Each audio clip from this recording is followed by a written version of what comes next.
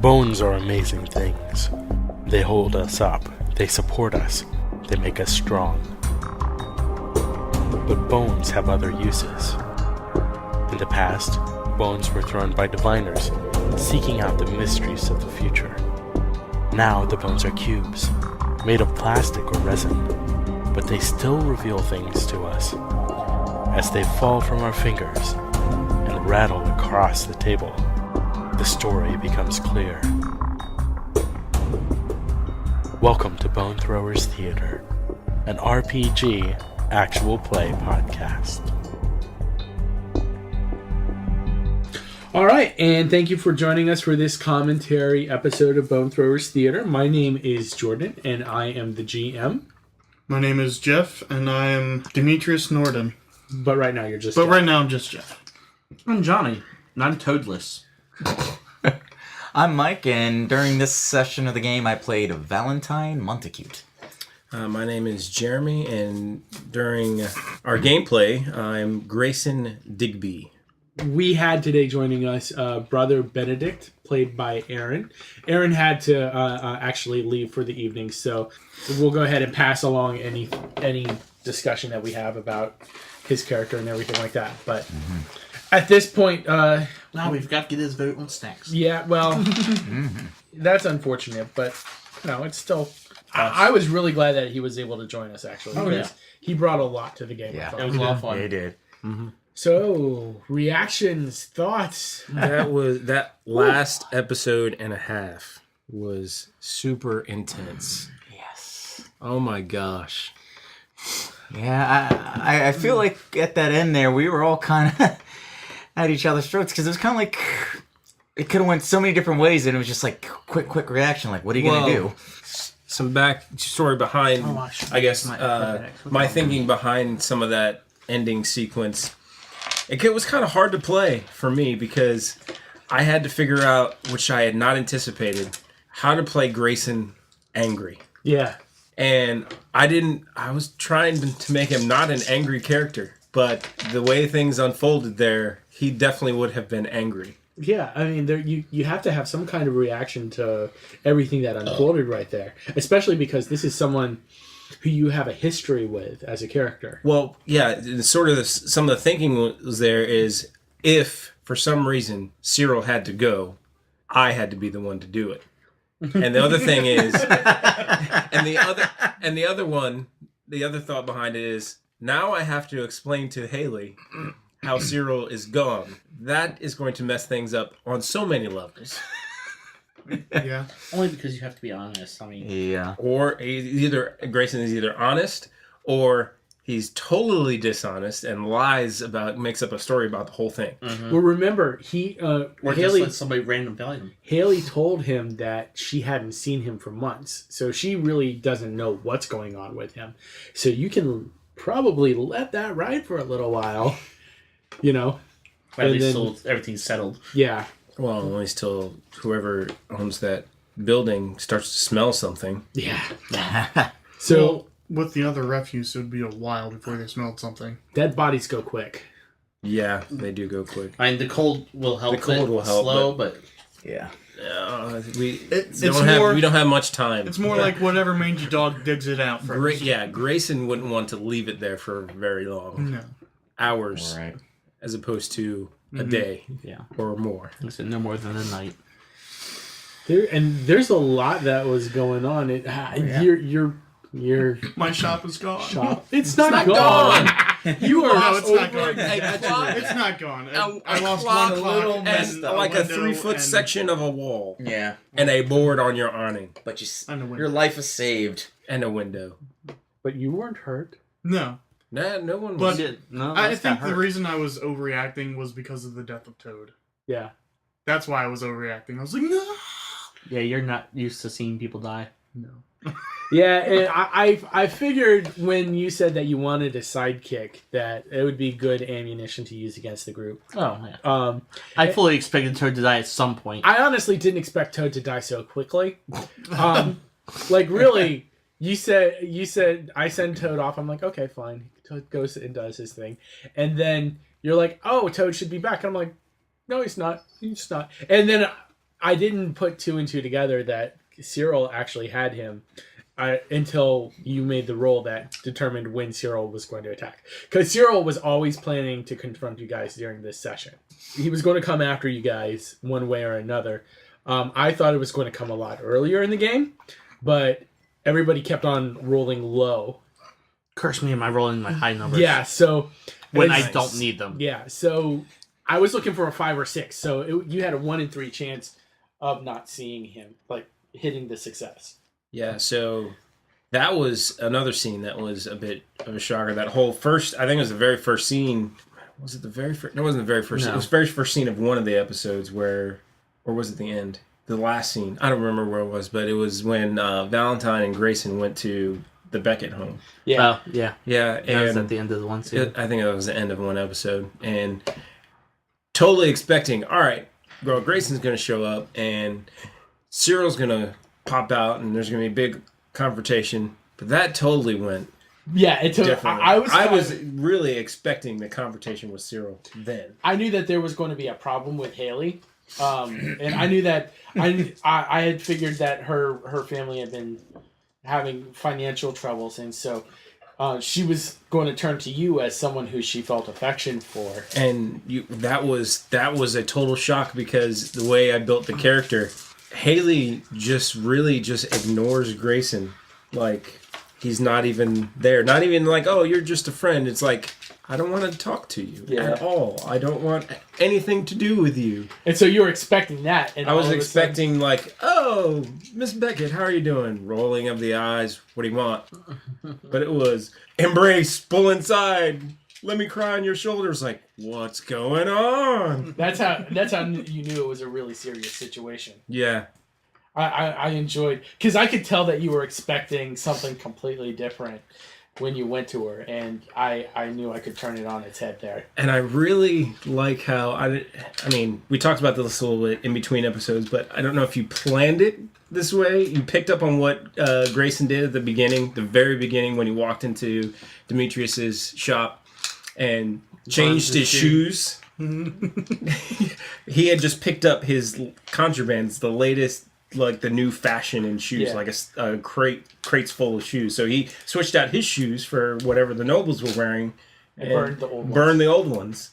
And then you just, I guess, wrote into the story that the Beckett family are cobblers. That was a random choice on my part. And I was like, shoes? Yeah. Really? Yes! That was completely random. I didn't even know what I was going to say until I opened my mouth and said that they were cobblers. So you implanted the idea subconsciously. Subliminal, yes. Yeah, so it worked out for you. I could have said Coopers, I could have said blacksmith, but cobbler was what came out. It really was. That was not planned at all. Nice. That was fantastic because that was my. I really wasn't going to go anywhere with it. It was just to show Grayson's character that, he's got his mission, but he's also dealing his own things. He's got to have stuff. He's always gaining information, gaining stuff, gaining popularity, gaining more power with just everyday folk, everyday townspeople. I like when Mike's character when Valentine was over there advertising the cart. The food cart, and you walked. It was fantastic. We talked about that a little bit. You were like, how can I make this to my advantage? That was very... Yeah, because that's Grayson. He sees something and says, all right, how can I own this and make it mine? Mm-hmm. And he saw, it's like, ooh, you are doing great business for Valentine is doing great business for this owner. And then you immediately turned it around. I'm with him. Okay. And then you immediately turned it around and used it to your advantage, saying, hey, I need this to go over here for me. That was a different vendor. That was a different vendor. I mean, one of Grayson's perks is he has favors people owe you. So that's his thing. Whenever he needs something moved, he just sends a message to somebody, and they've worked out this whole code. So it's this symbol means, drop this item here by this time, kind of thing. Mm-hmm. And that was my once per for that session. It was like, to just send this message, and that favor is going to be there. So that's why I said, hopefully that shipment is at the Beckett shop. Yeah. Now there are 3 crates of brand new shoes. Mm-hmm. Yeah, and high fashion shoes too, so they can sell a little better. Yeah. Now they owe a lot of money. 500 guineas is That's a lot. that's an But almost that's a good start. That's a good my debt's almost that high. Yeah. But that's a good start to it. So one thing that I've thought about a lot is asking the question of what stood out to you about what happened during this session. So let's go ahead and start with Mike, because Mike, you had a lot happen for your character this session. And that last one, it was just like, boom. Yeah. Well, obviously, having to kill Cyril, I know that's going to definitely take us to a lot of whole new directions as this campaign progresses. Yeah, it was kind of a freaky situation, because it's like, we were all in trouble, and with my character, I was trying to think in the viewpoint of my characters, I got that note from Templeton saying he knew I was there, so it's like, crap, he knows I'm in the area. He knows my whereabouts. And he just said that somebody knows about what you did. Yes. And then as soon as after that happens, I open the door and here comes this arrow. Like, crap. Yeah. And our lives were all in danger there. And then it's like, okay, nobody else was able to succeed at taking out Cyril. It's like, I got a clear shot. You know what that showed to me? It really did show that your character is a bit of a killer. Mm-hmm. Yeah. And I think that was an important thing to say, because we've got this back history, but we don't really have any kind of proof. And then you managed this fantastic shot and just took him down without any trouble. Yeah, and with really no thought about it, of am I gonna be in conflict of doing this? Like, no, he's got to go. That's another thing why Grayson would have been angry at that situation, because. And Jeff said it, that vendor at the cart situation was like, oh, let's take this and spin it into for my favor. So that Grayson is always looking to do that. It's like, this guy wants to kill us and he's attacking us now, but if I leave him alive, there's a way I can spin it. And now he can't spin it. Yeah. Now he can't spin it. Now it's trouble, which why he was so mad at, another reason he's mad at Valentine. Yeah. It's like, you've just complicated this. Yeah. And it didn't need to be this complicated. Of course, Valentine just thinks he got rid of a problem. Yeah, and we talked about this last commentary too. Grayson, the way he benefits from things is the exact opposite of everybody else in the group. Yeah. Like, for everyone else, getting rid of Cyril was, yes, that's a win. Yeah. For Grayson, getting rid of Cyril is, although there's part of him that wanted to see it happen, it complicates things. And you wanted to be the one to pull the trigger. Well, it wanted to be the one to pull the trigger when at the right time. His usefulness was no longer. Yeah. Now, so what was something that stood out to you about the play session? How everything started to come together at the theater. Everything, at least in the minds of the characters, everything started. Now it's Jordan, so there's probably tons of other levels to this that we haven't realized or seen yet. But everything started to come together at the theater. Templeton there in making signals with Dinsham, content of the play, the fact that obviously Dinsham knew the content of the play before had seen the play. He probably helped write it. Yeah, probably. Have you seen the movie Anonymous? No. So Anonymous is a movie. There's this theory that Shakespeare actually did not write his plays, but they were written by a real famous lord who was close to the Queen. And so this lord actually, he hired Shakespeare to take the credit so that he could continue writing the scores, because the Queen saw it as scandalous that he was actually doing this. It's a fantastic movie. You should watch it. But, that kind of was a little bit of the inspiration for the character. Well, I like it because in Grayson's mind, Grayson always is looking for how information can manipulate or persuade people. And when Grayson saw the play, he's thinking, yes, Dinsham probably wrote this play and is hoping it becomes very popular so that when it actually happens, people are okay with it. And see, I pointed out that while I had not seen this particular play, the story itself is not an original story. And I didn't make the connection with Dinsham until you pointed out, because I wasn't watching him during the play. Yeah. Grayson was listening to the play and watching Dinsham the entire time, pretty much. Yeah, the play was supposed to be a subtext of what was happening around you all. I made that connection while watching it, but at the same time, it's not an original story idea. No, it's not. I mean, it's like you look at Hamlet, and that has a lot. Yeah, exactly. You know, so it's not. When you started presenting the play, I was like, "Are we watching Hamlet?" Yeah, yeah. I if I had not run out of time, I was going to actually write up a small script for the main scene where the queen is killed. Okay, that actually could have been really cool if we had just acted out a small mini skit. Exactly. I so wanted to do that. Nice. I so wanted to do that. Also, one thing that was originally going to happen was you all weren't going to go to the 7 Stars, but Brother Benedict was going to come to your shop with a letter of introduction. Ah.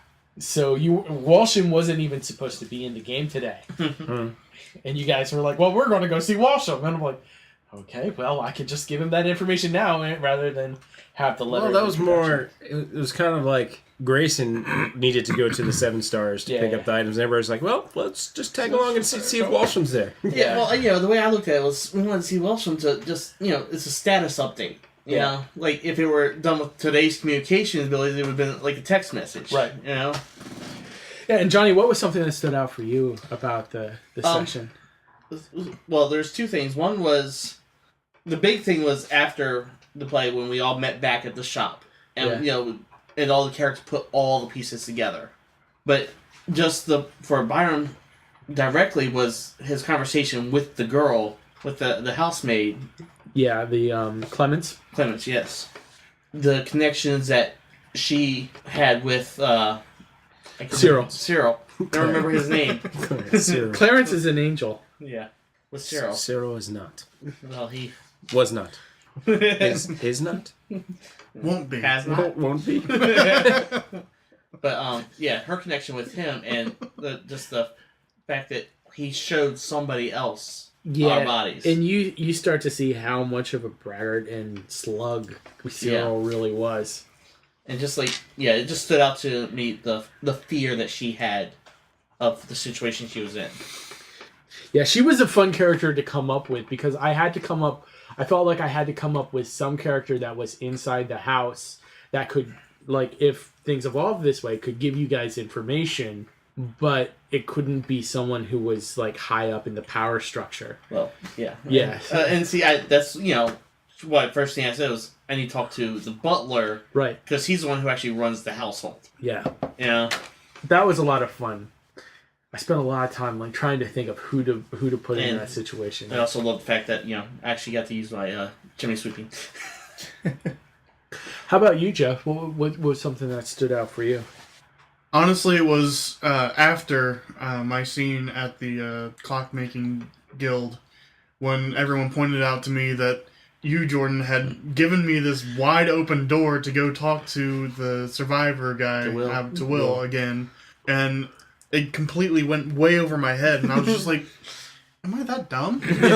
Well, I felt like I gave you guys so many open doors to, like, do stuff, and then you're like, yeah, now I'm going to go over here.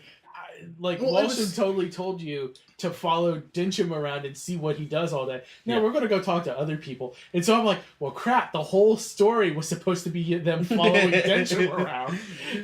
Well, so, I went straight to Dincham's house. I mean, yeah.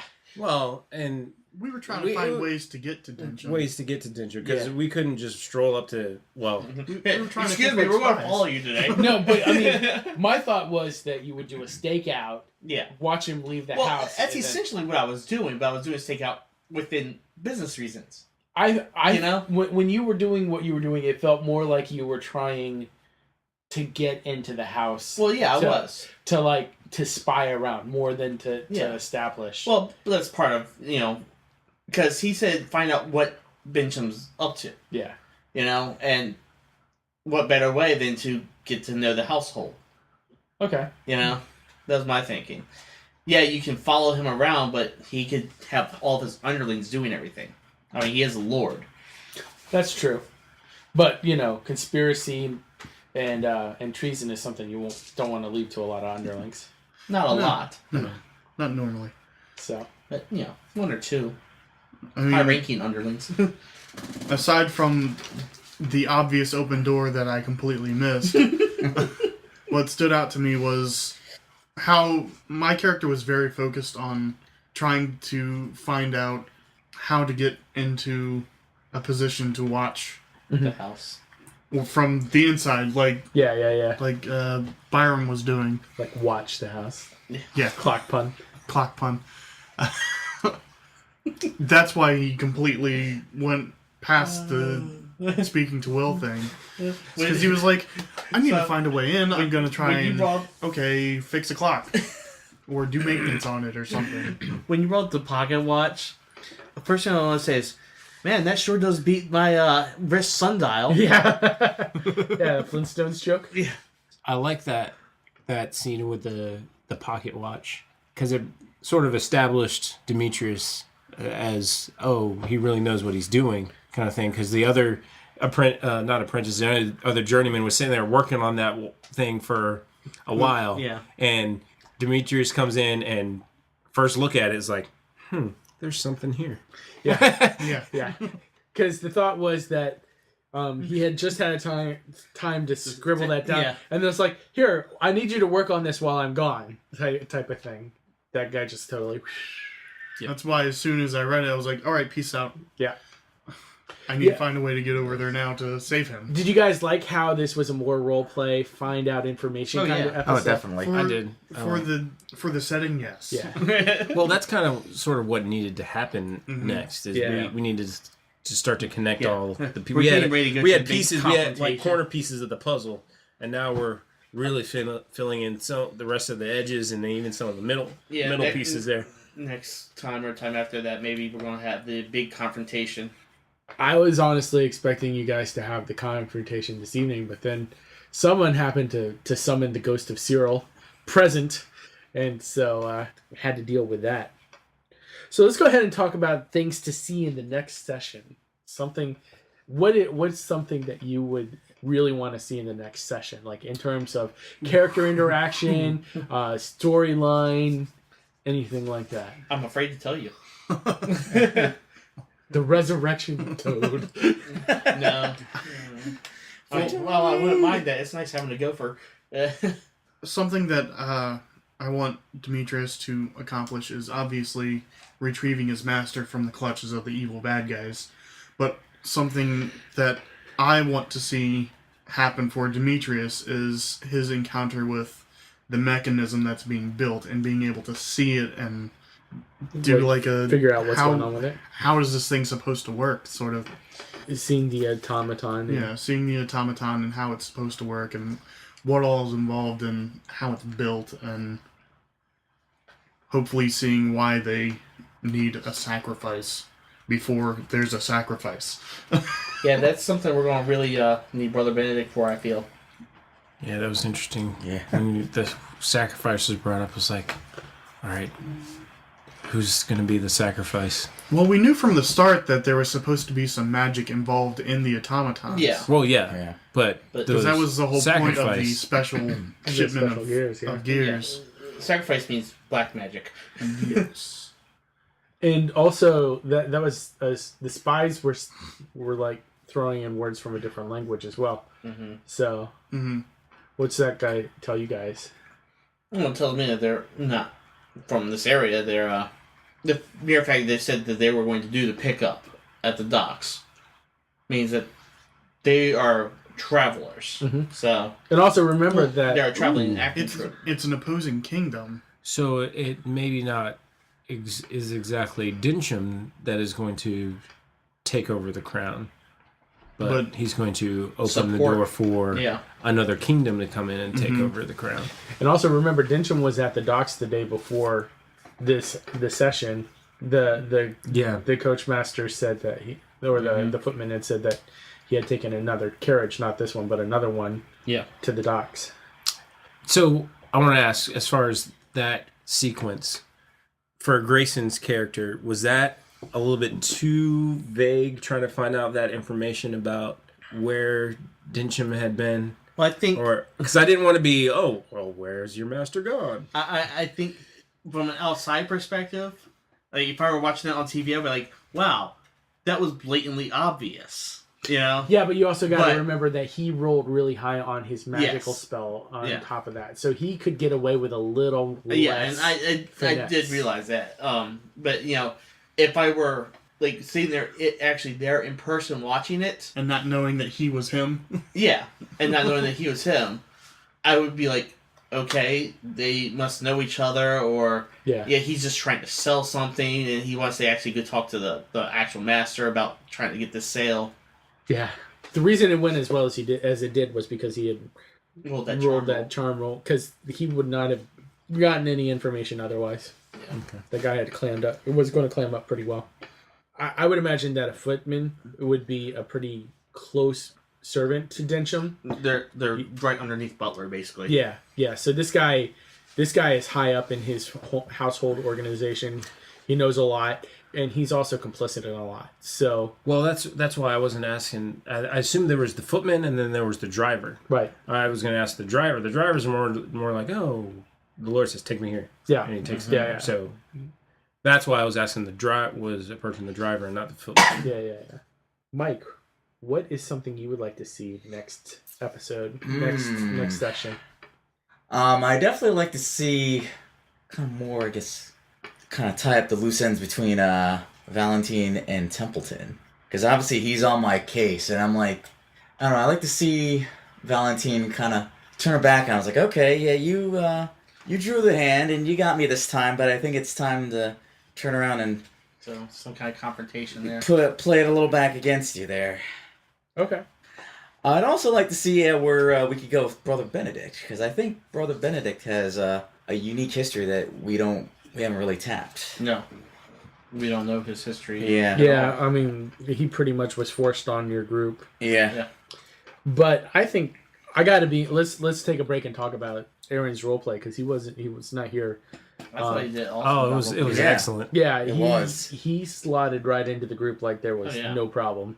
He had a lot of great ideas on where to go with his character, and he stayed in character almost the entire game, which is an amazing feat.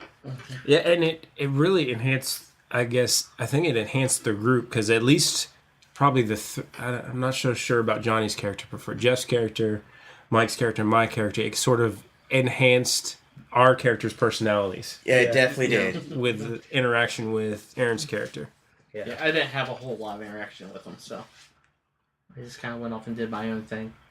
Yeah, and I loved how he was able to work with your characters. Like Brother Benedict was great with Valentine, listening at the door and stuff like that. That was great. When he pulled out the recall perk, I was like, yes. Yeah. That was. And he brought up the horologist being held captive to put it together. I was like, thank you for pulling that out, because it validates my comments. Yeah, well, no, and I think that's the thing is Aaron. I think he sat down and he read the rule book. Not that it's long, but he read the rule book at least 2 or 3 times. So, and he seems to have a really good memory for what he reads. Yeah. So he latched on to stuff, and he was like, "Oh, I can use this for this and do this for that." And I think he was taking full advantage of the rule set to make his character really work in a way that was good for him. Mm-hmm. So I really appreciated that, and it was like, honestly, I invited him because I know him casually through church and everything like that. It'd be nice to get to know him a little bit better, and I'm really glad I did, because I think he adds a lot to the group. Yeah.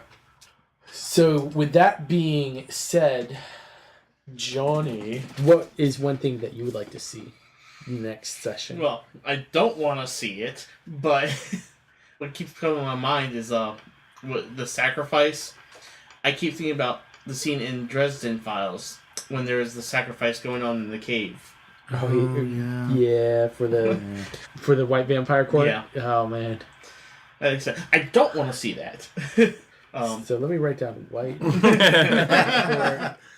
Honestly, what my personal goal going into the next session is to try to save that girl.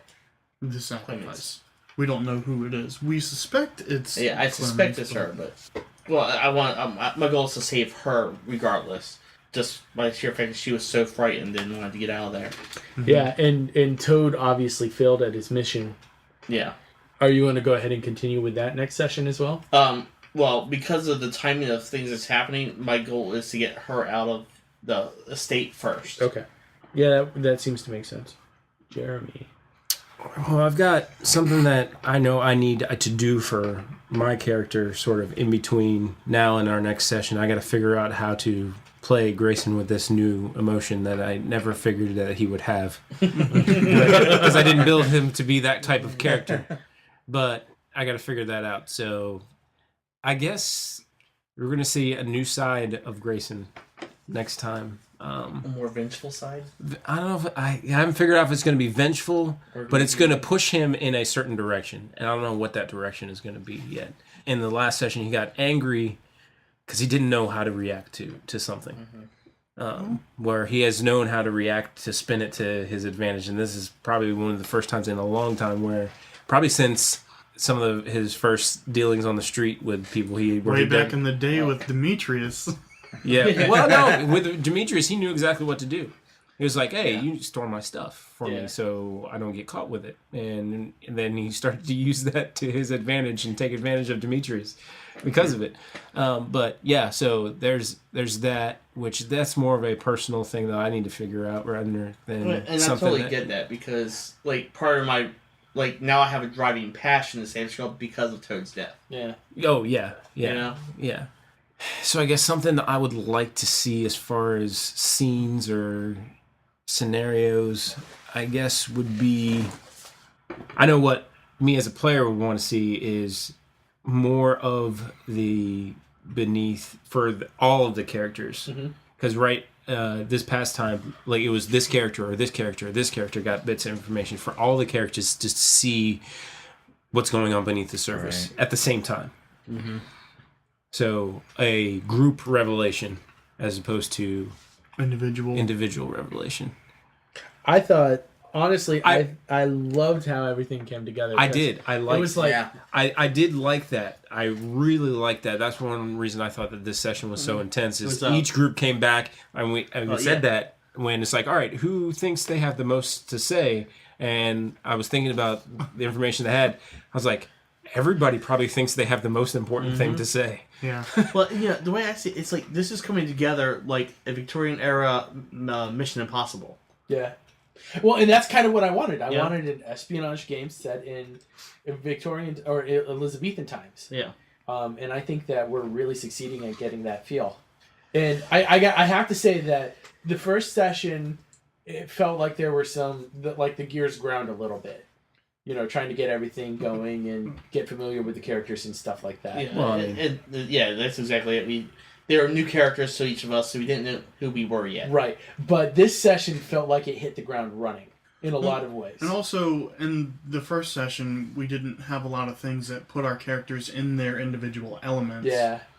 Whereas in this session, there was a lot of, this is the element that our character was built for. Right.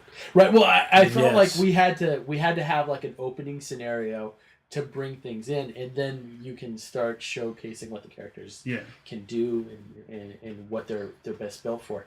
And like, for example, for Valentine had like no time with the theater or like, with this idea. He was just, it almost kind of felt like the first session Mike was along for the ride. Yeah. You know, and I knew that the theater was going to be a big part in the future and stuff, and we're probably still going to go back to it and everything like that. But to have it turn around to such an important part of the story, it all just came together right there. Yeah, so it must have felt like for a long time you're just sitting there going, well, I wonder if something interesting for me is going to happen, and then boom, you got like this truckload of information, and then I just turned a whole something that would be cool. Around. Is maybe if one of the big throwdown moments happened at the theater, like during a performance. Yeah. And it was one of those inconspicuous. It was one of the ones where things are going on and maybe the audience is unaware that, people are actually fighting. And dying. And dying. This is not a production. Okay, well. That might be cool. we'll have to see what we can do for that. Mm-hmm. I mean, At least initially, the audience is eating it up like, oh, this is good. Then all of a sudden, it's like, oh, no, they he see really blood stabbed Yeah, him. they see blood fly, and it hits someone's It's like, like, oh, the special effects. Well, I mean, lifelike. it's like you would think that like one thing that I saw on a movie about like this era is that to show blood, it's like a red ribbon. Yeah. You know, so it's very abstract, Yes. but you still get the idea. So he's like, oh, red ribbon. No, that's liquid. No, you know, that would be pretty cool. But I've been trying a new way of writing the adventures, where I basically write down like what some of the characters are doing, and then I write down like some secrets and stuff like that. So I don't use all of the secrets at once, which is nice because then I can take them to other places and stuff like that. But I can also slot that in different spots. I'm not locked down to one area, so I think it works really well to give you guys enough to work with and make everything feel exciting and interesting and everything like that. So let's go ahead and talk about character advancement. Yep. So 10 points from me all around for everybody. Yeah, I know. I'm throwing them out like candy now, aren't I? Yeah. No, it's like, oh, you get 2 points or 3 points like you did for Terra Proximus. It's totally a different flavor. Like Terra Proximus was a horror setting. Yes. You had to make it tough for the characters to advance. But this is a spy game. You want people to be competent. Yeah. So it feels like you guys are becoming more competent at different things. Wit's getting an upgrade. Wit's getting an upgrade.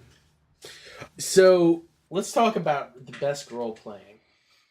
At least in my opinion, we already talked about it. My vote would be for Aaron. Yeah. That was fantastic. Likewise. agreed. Fantastic. Just coming into Like, the I group really enjoyed brand new. the scene where I got to role play with the girl, but I agree there. Yeah. Yeah, Aaron's was fantastic. I mean, we already talked about it, but the scene where they're listening at the door, Yeah. and Valentine is motion's like, "All right, we need to get out of here," and Aaron's like, "Okay, listen closer." All right. It's like, no, they're coming out the door now. Yeah, he's like, Oh, Well, no, I love the scene at the well. The scene at the well oh, was the great. wall was great. Yeah. The scene chasing the cart was great. The scene listening to Valentine and Grayson argue about the plan was great. Yeah. Or when Valentine was talking to the stagehand. Yeah. oh, let me tell you the thing that we were talking Oh, about. yes. Oh, secret. Yeah. He starts talking about the temple. Like, oh. I love the scene where he's like, well, there's the order of Francis and the order of, you know, and then I mean, from the start, he hit the ground running, and from Yeah. the start, it was, oh, can I have your breakfast? that honestly caught me by surprise. I'm like, oh, so we're playing this character as A, then B, then C. We're really bringing it down. Yeah, But- and then Grayson using the figure of speech, and he's taking it literally, and it's like, oh, okay. Yeah, That reminded me of, what's his name? Guardians of the Galaxy. Oh, yeah. Yes. What's his name? Um, Nothing goes over my head. Yeah. Too quick. I will catch it.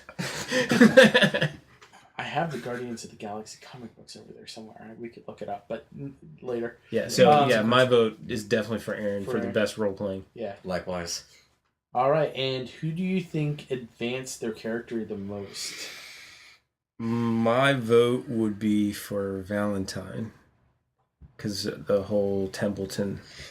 Yeah, Showed that us. really was. I Not wasn't expecting him to only go too was far. Templeton there, but Templeton knows that he's there. Yeah. Mm-hmm. He toyed with the idea. He sent that. And- When I got that note, oh, that was. Well, also Valentine at the end still advanced his character a little bit more with that one fantastic shot on Cyril, because it showed, and we said it was like, What oh, he's it's bringing out capable that, oh, he's a killer. Yeah, Yeah. He was just off his game. And yeah, and Maybe he that only sort works of on was the at city. the expense of Grayson's advancement. Yeah. Because, I mean, Grayson advanced his character because of, oh, Haley's now relying on him. Yeah. And she's like latched onto him. It's like, oh, this is great for Grayson. Yeah. But now he has to find a way to spin her dead brother into the mix without making that a step back. So and I love the dynamic between the two, because it's like, in a way, you could see both their points of view. It's like, okay, you just really caused a serious dilemma for me, but it's like, what was I supposed to do? He was out to kill us. Yeah. Had I Yeah. not shot at him, he probably could have shot us all dead. If You he know? did set the building on fire. Set the building on fire. Yeah. You guys could have been roasted. If we were would still have had to fighting, run out into the building, and then he could have shot. if you. we were Yeah. fighting with him while the building was burning, something was going to go. And I mean, Toad was gone, taken out. Yeah. Well, that was Grayson's plan from the Yeah. beginning, was to try and make it up there to just squelch the situation without anybody dying. Yeah. So, But unfortunately, it just took too long for you to get up there. Yeah. And the fact that you were invisible, we had no clue what you were doing. Well, and then Byrom said what he said. Yeah. Sorry, Johnny, but you were like, you said like But the you know what? dumbest thing you could have. What did he? What was this? I that he said, why are you worried about him? Why don't you take care of your family? Oh yeah! Oh my gosh! Okay, and look, honestly, when I said that, I wasn't even thinking about his sister and his parents. I was thinking about the fact that he's out here worrying about this instead of worrying about things that actually matter. You know? Yeah. So And like after I saw your face, I was like, oh when yeah. Grayson heard that, Grayson was just like, "Uh-oh." Because he's climbing up there. I'm gonna save everybody. I'm gonna say no one's gonna die. No one's gonna die. And See, if we had just distracted him instead of you saying that. Byrom says that, and he's like, Oh, no. Cyril may have to die. And you know what? I didn't think about it at the time. Again, I could have used my luck roll Yeah. with my agility to try to save him myself. Oh yeah. Yeah. Because You could have saved him. I have 4D in athletics. You know? Yeah. So did. Oh, what double? Yeah. So that's 8D, or does it double the roll? Or It does doubles the double roll dice? or It double Oh, the jeez, dice. I could have saved doubles Toad the dice. too. Because I got 40 plus 1. Doubles the dice. I think double the roll. That's what we said. Let me double check that.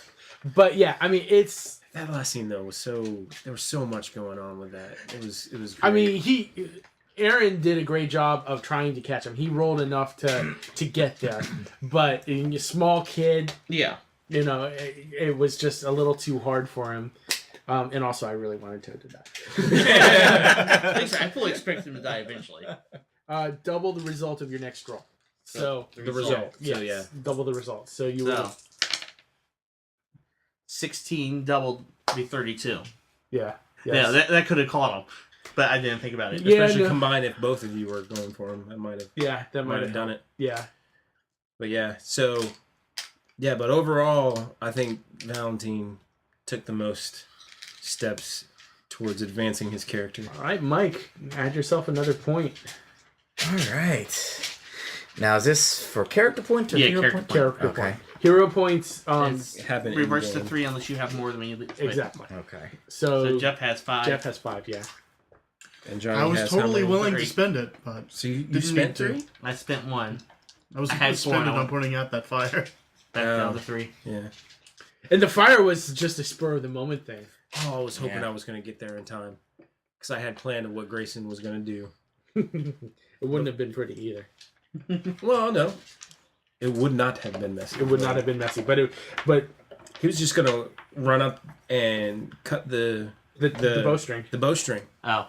As he's trying to fire, Oh, just cut the bowstring. yeah. It would just have And then fallen. you wouldn't have been able to fire it.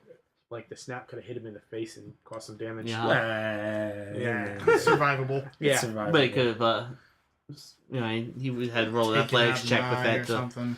make sure he didn't fall just from the shock of it, you know? Yeah. So anyway, that would have been cool, but Yeah, I think it wound up being pretty awesome. yeah, it was. It was, yeah. All right, last thing to vote on, and then the episode will be over. Snacks. We had a pretty good board this time around. Yeah, we did. So let's see who brought what. Let's see, Jeff brought chips and dip. Chips and dip, which were really good. I brought cheese crackers and yogurt. Yeah. Which were both very good. brought the peanut butter M&Ms. He Peanut brought some butter other M&Ms. things. And the meat cheese He brought Yeah. the And the meat cheese tray? Yeah. Yeah. Done. Yeah. I'm sorry. Aaron just across the board today. My vote is for the chips and dip. So chips and dip. I'm going for the meat tray. Meat tray. Well, combination. I mean, even if the meat tray wasn't there, the reason I said done, that's just solidified my vote for Aaron. Because I was going to pick the peanut butter. peanut butter M&Ms anyway, and then I was like, Yes. the meat tray was good, but I don't know who brought that. I'm in Jordan, so Jordan No. can't get a vote. So I brought the Maui. I got the Maui Which was- barbecue chips, which were we're actually Really third on my list. And So then I also got the chocolate peanut butter pretzel dip. so bites. yeah, the top two were stuff that Aaron brought, so Yeah. Aaron gets my vote for Okay. Aaron.